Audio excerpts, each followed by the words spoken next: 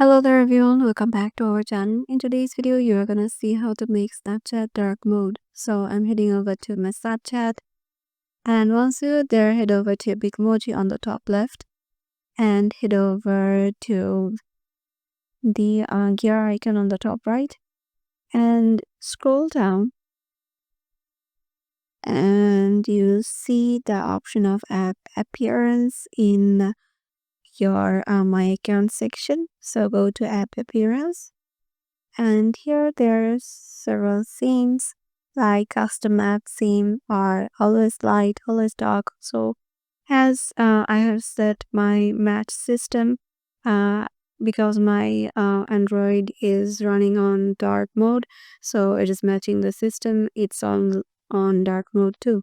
So I'm gonna match it to always dark, and yeah, go back and it will be saved to dark mode. So yeah, this is how you can make your Snapchat in dark mode too. Hope this video will help you out, and we'll see you in the next video.